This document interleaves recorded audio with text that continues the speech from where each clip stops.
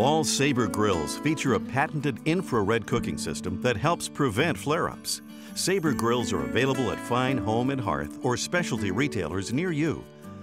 Saber grills, a better barbecue. So how do you make the perfect steakhouse steak? Well, I'm going to show you how to do it. It is so simple. My name is Pete Evans. I am the host of Movable Feast with Fine Cooking, and let's get started.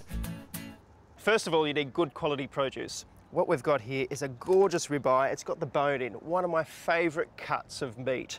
I like anything cooked on the bone because there's more flavour, and also I like gnawing on the bone once it's all finished. A little bit of sea salt over the top.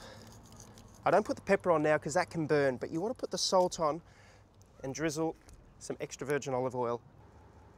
We don't want to oil the barbecue, otherwise the flames will come up too much. Just a little bit, flip it over, and same thing on this side. Sea salt or kosher salt and olive oil. Now the first tip is to take your steak out of the refrigerator and let it sit for about a good half an hour to an hour. What this does is let it come to room temperature so that when you put it onto the grill that is super hot, you're not putting something that's cold onto there, because otherwise it'll tense up and it'll become tough. What you want to do is sort of ease it onto the grill. That's why we bring it up to room temperature. You need to have a hot grill, which is what we've got here, so that when we put the steak on, we should hear the sizzle, the most important part. Yeah, baby. So a few minutes have passed and we're just going to rotate the steak 90 degrees. Now the reason we do this is to get those beautiful crisscross char marks onto the steak. So we've given the steak a few more minutes to get that beautiful char mark on it. Now it's time to flip it over.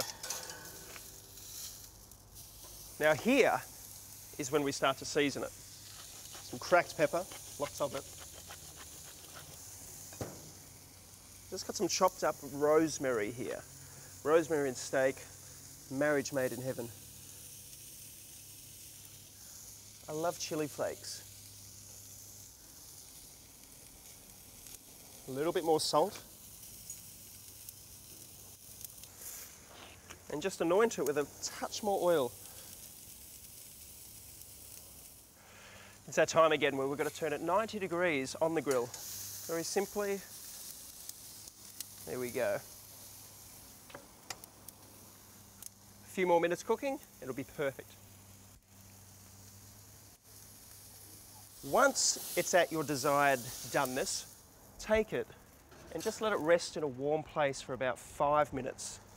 This will help settle the juices so that when you serve it to your guests, it's going to be juicy, tender, and full of flavour.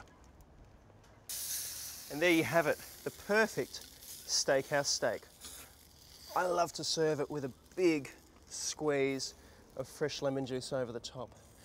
Something about the acid from the lemon and the fattiness and richness of the steak that just work hand in hand. Pretty easy. Bon appetit.